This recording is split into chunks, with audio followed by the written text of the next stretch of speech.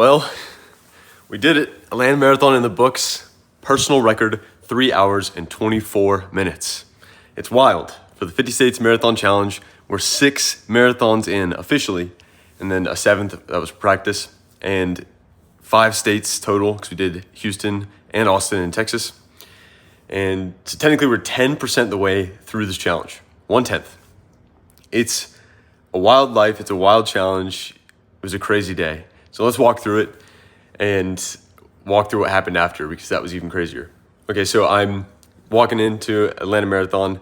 The night before, I was here at my house, right? And so usually I'm sleeping in some hotel that's not that good, or an Airbnb or a hostel, so I don't get the best sleep. And I was at my house, and so I was like, okay, this is the first time where I can actually get a good night's sleep. But for a couple nights before, my bed, which it's like a new mattress that used to be my grandma's, she has a new one. So I took hers, and it's just not good at all, right? I know why she has back problems, because this thing is terrible. And so when I wake up in the mornings, I would be like, not choking, but like it felt like my whole body was drained. Like I had, someone, like I got hit by a truck. That's a good example, right? Because that's what sleep apnea is. And so when your back sinks and it chokes your windpipe, then you don't get as much oxygen, all this stuff. I still got to figure out how to solve this.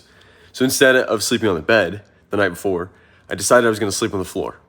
So I, before the Atlanta Marathon, I slept on the floor and threw out a blanket, laid down with a pillow and just fell asleep, right? Got a pretty decent night's sleep. It was around 3:50 in the morning when I woke up. And I think I'm getting into that schedule mentally, where when I have a marathon coming up, my body is starting to know. My brain is like, all right, we got to wake up for these things. We got to prepare, which is weird how that works, because a lot of the time I'll wake up at like 9:30 in the morning and my body's like, no, today's a sleeping day, right? Today's recovery. But other days, like the days of marathons, it's starting to wake up, which is cool how you can kind of program your body to do that. Maybe it's just like a coincidence, but who knows? I wake up, it's 3:50. I got some time before I head over to Tyler's, because we were going to run this marathon together, drive down. And it was a great morning, right? So that was the last video that I made, was there right before. And I was talking about how it doesn't matter what the results are of this race. It's just practicing racing, practicing the thing. That's all it is. I could go out there and I could get a 5-hour marathon and walk the end, and I would still complete it, and we'd be on track, good to go. Or I could get a personal record. Anything in between would be practice. It's another training run, and this was so much more than that. We rolled to the start line, and it's weird because usually I'm walking there alone. I'm filming videos by myself, but I'm there with Tyler. So I'm talking with him, and we're trying to figure out where the start line is. It's very cold and all of this stuff. But anyways, we start out the race. There's some guys there that I joined in with. Tyler stayed back a little bit because his pace was different than mine. And they were going 7:40s.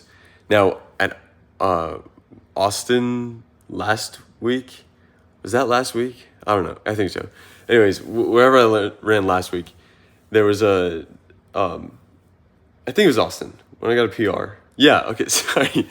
Okay, when I ran Austin last week, it was 7:56, right? So them running 7:40s is a little bit wild for me to try to do. So I was like, you know what? I'll try it. I'll see how we can do. We start out the race. They're pushing me. They are from the Air Force. So they trained in Colorado, so they're used to, some long training runs and training at high elevation. So they're like all set to run this at a 7:40 pace. So I'm getting pushed, and as we go through the race, two of the guys had to stop and go to the bathroom. So I kept going. I was like, you know what? We're halfway through the race. It's 13 miles in. And sorry, this is kind of like a sped up story, but the fun part is what happens after. We're 13 miles in at this point when they drop off, and I was holding that 7:40 pace. So I was like, okay, I'm going to continue to hold this. I've got half the race left. Let's see how far I can go. Usually my strategy is to start up here and then towards the end go down really quick. So sprint at the end and drop that time that I saved here, because I think that's much better than suffering for 3 or 4 hours straight, is to suffer for an hour. And so that's why my strategy, but this strategy was different. holding 740s, 13 miles in, getting the crowd amped up, talking with some guys. One of the guys from the Austin Marathon recognized me, which was awesome. He's like, yo, you were at the Austin Marathon last week. Because I had the same shorts on. We were running a similar pace. And anyways, it's a great day, great conditions. We get down to those last 6 miles, and it's just me, right? By this time, all the guys had dropped off, and all of the half marathon runners were finished. I'm at whatever it is, mile 20, and no one's around. So it's just me, and I'm slowly starting to, go down a little bit in pace. Or sorry, go up, I should say. I'm going a little bit slower, right? Which is not a good thing, because I was like, okay, I want to try to hold this 740. As soon as I'm slowly starting to slope off, I hear some footsteps behind me. I'm like, okay, who's chasing me now? This better be Goggins. But it was one of the guys from earlier, and his buddy was pacing him, right? Okay, so then they're pacing each other, going really quick, and he's like, dude, I'm trying to go for a 320. As we're running, I'm catching up to them as he passes by. I was like, yo, how's it going? And anyways, he's like, I'm trying to go for the 320. Let's try to see if we can make it happen, right?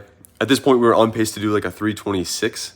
So this would have been my personal record, or tied for Austin. But anyways, they're pushing me. It's mile 22, mile 23, 24. Those are the really difficult miles because you still got some time left, and you haven't started the sprint yet, right? But anyways, even though the whole race I was going at the top of my ability, we get to that most difficult part, the infamous mile 18, and then 20 through 24, which are the most difficult points in the race. And I'm going as my fastest during those portions, right? Speeding super quick. I didn't know I was capable of that. The lesson that I've learned from this, and long story short, I ended up finishing before them. One of the guys had to slow down a tad bit towards the end. That's when I started my sprint. And I set a personal record of 3:24:35 or whatever it was, right? 3 hours, 24 minutes. After, 6 weeks ago, racing a 3:39 at Houston. So dropping 15 minutes off my marathon in 6 weeks. That's a pretty big thing to do. Okay, but anyways, what I've realized from this situation is that a couple things. One, you need to surround yourself with people who are better than you so that they'll pull that out of you, right? Great people pull out the greatness in you. So you have to have that. That's why you surround yourself with the greatest people, and you try to be just below their level, because they're not going to be friends with you if you're so much further than their level. You see what I mean? Not that they won't be friends with you, but more so you won't by chance do the things that they do. For example, if you want to be an elite marathon runner, well, if you want to have friends that are elite marathon runners, they're probably going to train on Saturdays or Sundays all the time. So if you're out drinking Friday nights, you won't be able to train with them Saturday mornings. It's just a difference in priorities of the two. And so that's another thing I learned. It's okay, these are now my priorities. So the people that I meet are going to be the guys and girls that are running content creators. That's the most likely person that I'll meet. But it'll be good because then I'm surrounding myself with the people who will push me forward, in that one area of my life and several other areas. Because if they're really good at running, they're probably really good at, discipline and vision, gratification delay, all those types of things, right? Okay, anyways, you surround yourself with great people. They pull out the greatness in you. And so in that situation, I didn't know what I was capable of, but I was kind of not forced, but pushed into realizing that potential that existed within me because of the people around me. So that was awesome. And, I'm going to continue to do this for the rest of the Marathon Challenge. We're only 10% the way through the states, right? I still have 45 states to go. It's a whole year. It's February. Anything can happen in a year. What's crazy is that last year at this time, I ran my first marathon ever. And it was at the Atlanta Marathon with Tyler. And we did a half marathon a month before. No training leading up to this. We literally just showed up on the start line and then just went for it, right? 5 hours and 5 minutes. So 3:24, that is a full hour and 40 minutes faster than the previous year. That's wild, Of course, I'm going to drop that if I train for it and everything like that. It would make sense. You can expect that to happen. But it's cool to know that you can expect that to happen and then it will actually happen, if you actually put in the work, you'll see results. That's the crazy part. You can expect it to happen, and you can actually achieve it if you put in the work. So that's a lot of learning lessons there. Anything can happen in a year. And so a couple of days ago, I had a realization. One of the investments or projects, I guess, that I'm working on for woodworking, I think is going to pay off very well in the long run. And I think that this will make available to me a lot of resources to make the dream happen of 200 countries or of starting a woodworking company or whatever it is, right? And so I'm thinking to myself the other day, like, if I actually play my cards right over the next year, in the same way that over the past year, everything has wildly changed, I can do it again this next year, you know? Anything can happen in a year. So if I really play my cards right, if I really plan it out and try to figure out, you know, what are the priorities, what actually needs to get done, and actually do those things, I can make 200 countries happen. That's the dream, you know? If I start posting the marathon videos, which I'm behind on those, so that's what I'm doing this whole week, which is terrible because it's already Wednesday and I've got to leave Friday to go to Myrtle Beach. So I'm probably only gonna be able to get one. Got my first double this weekend. It's gonna be wild. You want to be in this position where too many things are happening for you to keep up with it all. Because eventually, doing that enough, you'll have things available to you that will help you to manage all of that. I don't know how to describe it, but to those who have, more will be given, right? So you want to try to get as much as possible. Like, even though I'm not able to keep up with the marathon videos, it's not ideal. I know that that's my identity, but I got to pay for them somehow. That's why I do the woodworking. That takes all my time. And then I got to train and stretch or whatever it is. And I don't want to make that excuse anymore, so I'm no longer prioritizing woodworking full in on social media. Regardless, you want to be in the position where you aren't able to do it by yourself. To do great things, you have to have a team. You have to have other people, you know?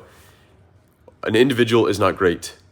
They help other people all together to achieve something great. So I'm okay that I'm in the position where I'm not able to do it by myself. I've known that for such a long time that, you know, this isn't a one-man show. This has to be a 100-person team, the vision that I have in mind. More than that, like, there's going to be a lot of people working on this in the future, but we're getting off topic. Where did I leave off of? What happened after the marathon? So last week I made a mistake where I didn't deliver tables on time because I didn't give myself enough time. I also said a date too early. I overcommitted and then I couldn't deliver, right? You want to undercommit, overdeliver. I did the opposite of that. I told him I could finish it faster than I was able to. And then I delivered it 2 weeks after I said I was going to. Like, it was a very bad thing. A very valuable learning lesson as well. Incredibly valuable. But anyways, I had to deliver these tables. So I run the Atlanta Marathon and I rent a Home Depot van Monday morning to go up to Nashville, right? Well, I delivered the tables. And the contractor that I delivered them to, I didn't think that I knew it was a big deal, but I didn't think it was this big of a deal that he would get very upset about it. I think, for one, he got a really great deal on these tables. I undercharged heavily without knowing it till after the fact. So he got a good deal. Maybe I should have been more on my stuff. I should have been more reliable with dates. I shouldn't have put his reputation on the line. But I get up there and drop off the tables after, sanding them all week and trying to balance it with everything else that I'm doing. And then as I'm walking out, he hands me the check for less money than we agreed on because some BS reason. And then as well, he tells me to get off his property. He said, from this point forward, you're trespassing. If you don't get off my property, I'm going to call the cops. I was like, what in the world? So I went from, a great day yesterday or not yesterday, but in this story of running the Atlanta Marathon, setting a personal record, crazy day of meeting people and having fun with Tyler, and we had sushi and all these different things, right? All you can eat sushi, 44 pieces. Anyways, I went from that to showing up, delivering these tables, and he was just not having it, right?